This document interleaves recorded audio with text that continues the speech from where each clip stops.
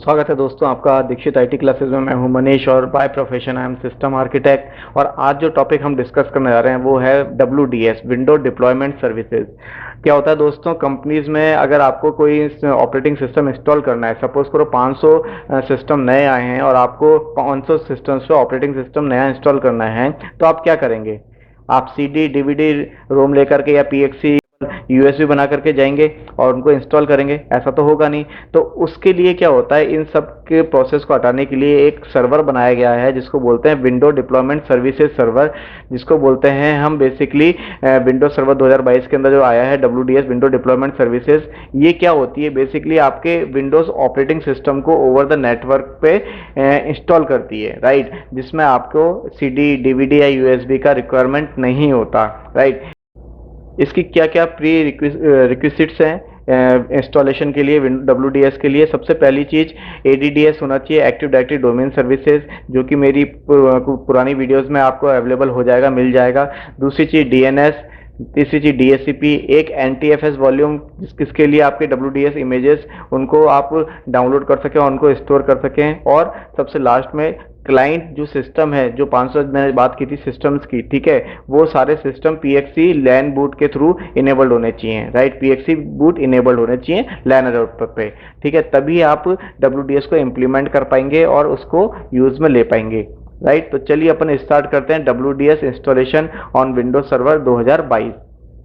Server पे active directory, DNS, DHCP तीनों हैं। मैं इसी को WDS बनाऊंगा। हालांकि होता क्या, कंपनीज में WDS के लिए एक अलग से सर्वर होता है और उसको आप इंटीग्रेट कराते हो इनके साथ, लेकिन मेरे पास एक ही सिस्टम है, तो मैंने क्या किया, एक ही सिस्टम पे ADDS भी डाल दी, उस पर DNS, DHCP और WDS की सर्विस भी उसी पे डालूंगा। अब मैं लॉगिन करता हूँ यहाँ पे। All right,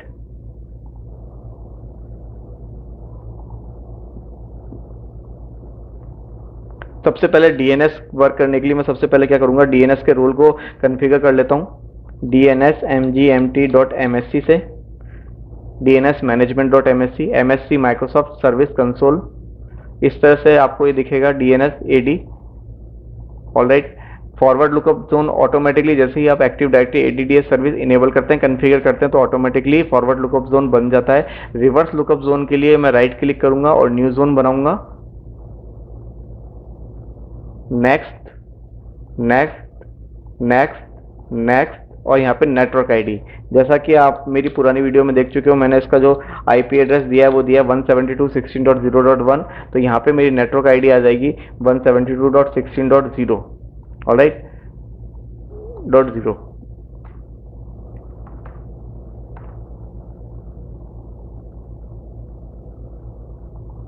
next, then next और फिनिश। ये मेरा रिवर्स लुकअप जोन बन चुका है इसका।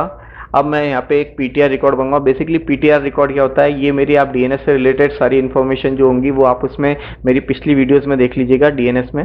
तो न्यू PTR, इसका IP एड्रेस 1 था, ब्राउज AD में गया, फॉरवर्ड लुकअप जोन में exe.com जो मेरा डोमेन था, और यहाँ पे मैंने उस पर्टिकुलर नाम को A रिकॉर्ड को क्लिक कर दिया और ओके कर दिया, then okay.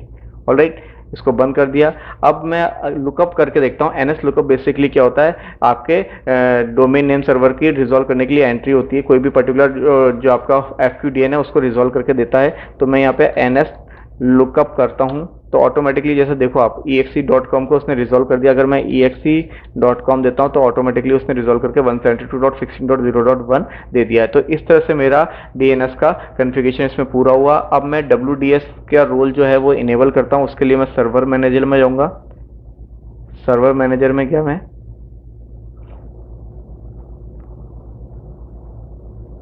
Add role and feature पे, थोड़ा सा टाइम लेगा बेसिकली ये स्टार्ट होने में। Role feature, next, again role base पे जाऊंगा मैं, नेक्स्ट, नेक्स्ट।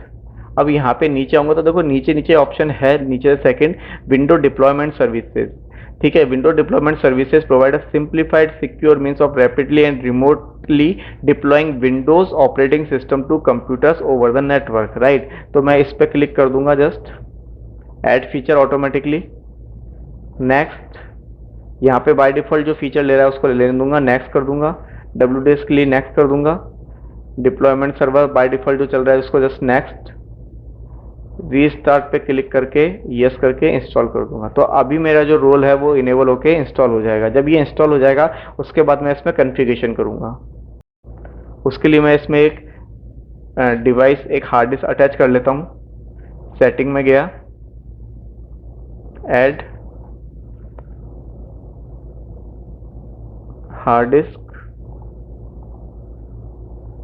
10 GB की, तो मैंने इसको 20 GB की अटैच कर ली।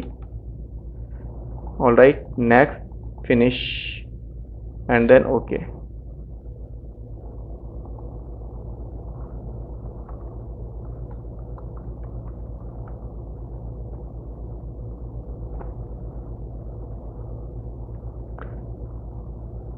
डिस्क मैनेजमेंट में जाऊंगा तो मैं यहाँ पे देख सकता हूँ मेरी जो डिस्क मैंने करी थी वो अननोन में दिखा रही है। उसको मैं क्लिक करके, राइट क्लिक करके ऑनलाइन कर देता हूँ,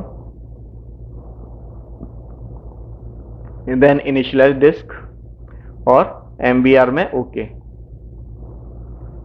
अब मैं एक पार्टीशन बना देता हूँ, new simple volume, next next, कोई भी आप असाइन लेटर इसको कर सकते हो, देन नेक्स्ट, फिनिश। इस तरह से पार्टीशन मेरा तैयार हो चुका है। मैं माई कंप्यूटर में अगर जाके देखता हूँ तो यहाँ पे आप देख सकते हैं ई ड्राइव मेरी बन चुकी है। ऑल राइट,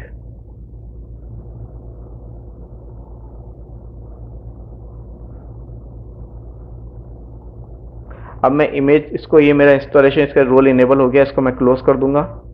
अब वापस ऊपर नोटिफिकेशन में जाऊंगा, हो चुका है मेरा सक्सेस। तो अब मैं विंडोज़ बटन प्रेस करूंगा और यहाँ पे जाऊंगा विंडोज़ एडमिनिस्ट्रेटिव टूल्स में। यहाँ पे देखिए सबसे नीचे नीचे आ रहा होगा विंडो डिप्लॉयमेंट सर्विसेज। ये देखिए विंडो डिप्लॉयमेंट सर्विसेज, इस पर क्लिक कर दूंगा।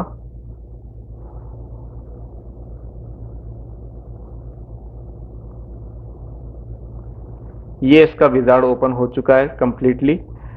सर्वर पे जैसे मैं क्लिक करता हूँ तो अभी सर्वर ऑथोराइज नहीं है, तो मैं इसको ऑथोराइज करने के लिए राइट क्लिक करके कॉन्फ़िगर सर्वर करूंगा, जस्ट नेक्स्ट।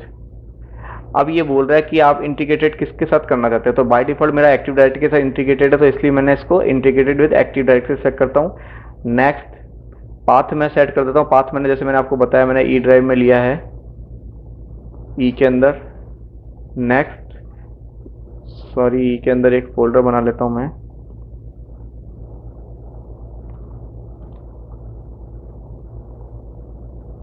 नेक्स्ट, यहाँ पे बाय डिफॉल्ट मेरे को ऑप्शन कुछ भी सेट नहीं करना, जस्ट नेक्स्ट कर दूंगा। यहाँ पे ऑप्शन होता है PXE सर्वर इनिशियल सेटिंग।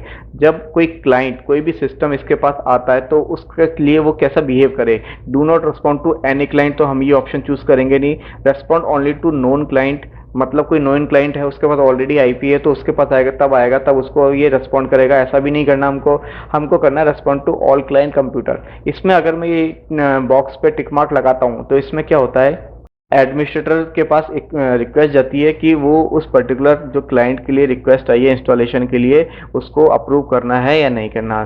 तो मैं अभी यहाँ पे बाय डिफॉल्ट इस पर टिक मार्क नहीं करता और देन नेक्स्ट कर देता हूँ। यहाँ पे अब आपकी विंडो WDS की जो सर्विस है वो कन्फिगर हो रही है। All right, finish. अब मैं services.msc में जाऊँगा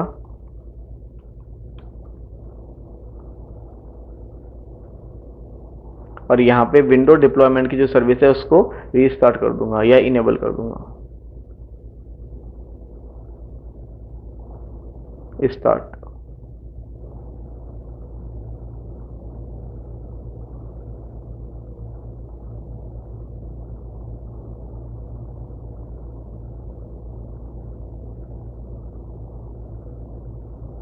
ऑलराइट, स्टार्ट हो गई।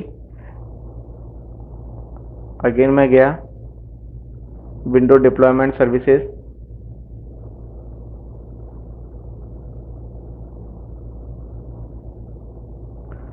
अब यहाँ पे मैं क्लिक करूंगा तो जैसा आप देख सकते हैं यहाँ पे आइकन अब ग्रीन आ गया, राइट। अब मेरे को क्या करना है, मेरे को क्लाइंट पे इंस्टॉल करने के लिए मेरे को ऑपरेटिंग सिस्टम चाहिए, ठीक है। तो उसके लिए मैं एक काम करता हूँ, इसकी इमेज में सेटिंग में जाके इसकी जो CD ड्राइव है उसमें मैं विंडोज 10 का सेटअप डाल देता हूँ।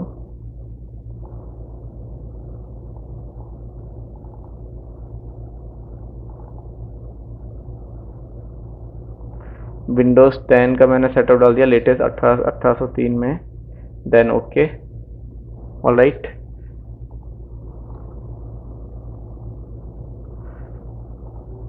अब जैसे ये आप देख पा रहे हो ये आ गया। इसको राइट क्लिक करके इसको एक्सप्लोर कर दूंगा मैं, और इसका सारा डेटा ई ड्राइव में एक फोल्डर में कॉपी कर देता हूँ विंडोज़ 10 में।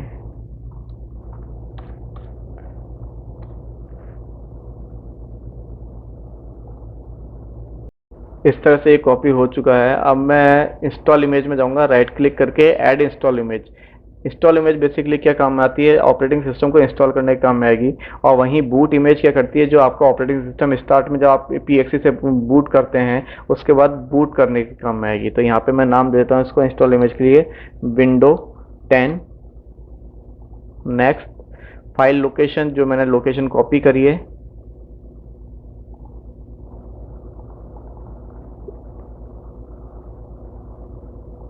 सोर्सेज में install.vim file open, then next. यहाँ पे भी जितने भी मेरे आर्किटेक्चर हैं, जितने भी नाम है, डिस्क्रिप्शन, ये सारे के सारे इनमें से जौन सा चूज़ करना है मैं वो चूज़ कर सकता हूँ। फॉर एग्जांपल अगर मैं एंटरप्राइज एडिशन ही यूज़ करना चाहता हूँ, मैं एंटरप्राइज एडिशन को सेलेक्ट रखूँगा और बाकी सबको हटा दूंगा यहाँ से। अगर आप अपना नाम भी चेंज करना चाहते हैं, इसमें डिफ़ॉल्ट नेम के अकॉर्डिंग अपने हिसाब से नाम रखना चाहते हैं, तो आप यहाँ पे इसको टिक मार्क हटा सकते हैं। नेक्स्ट, देन नेक्स्ट, और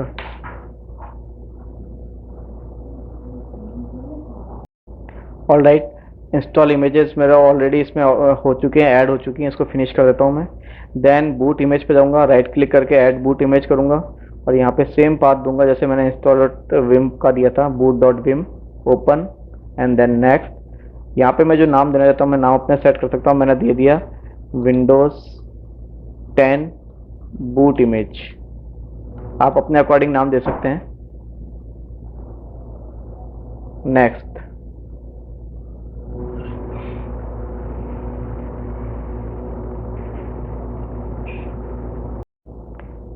जैसा आप देख सकते हैं ये बूट इमेज यहाँ पे ऐड हो रही है।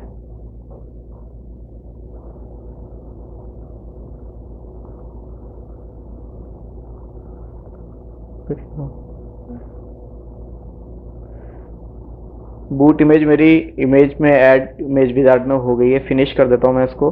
तो यहाँ पे इस तरह से ये ऑप्शंस मेरे सेट हो चुके हैं, राइट। अब मैं एक क्लाइंट लूंगा, उसको बूट कराऊंगा पीएक्सी के थ्रू और देखता हूँ कि किस तरह से डिप्लॉयमेंट इसका होता है। ऑलराइट,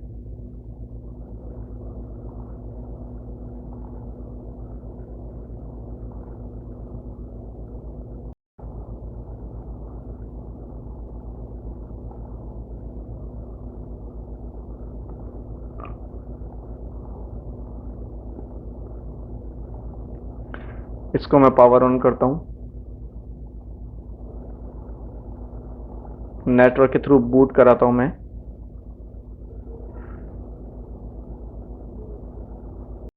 यहाँ पे आ गया, F12 यूज करूंगा मैं।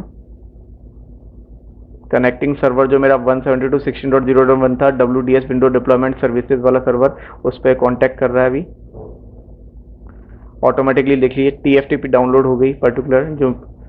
अब फाइल्स वहां से यहाँ पे इस पर्टिकुलर सिस्टम पे पहले बूट डॉट विम आएगी की बूटिंग के लिए, और उसके बाद इंस्टॉल डॉट विम फाइल आएगी और आपका इंस्टॉलेशन प्रोसेस चालू हो जाएगा।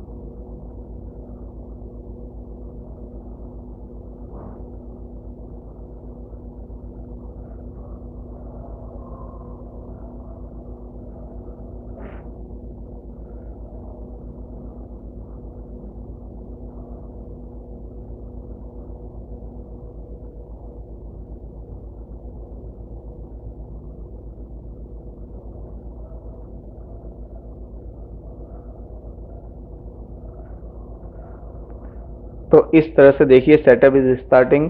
मेरा जो विंडोज डिप्लॉयमेंट सर्वर जो था उसने आप इमेजेस आप भेजना चालू कर दिया है, राइट। तो इस तरह से आप ऑपरेटिंग सिस्टम को इंस्टॉल कर सकते हैं ओवर द पीएक्सी। आज की वीडियो में इतना ही दोस्तों।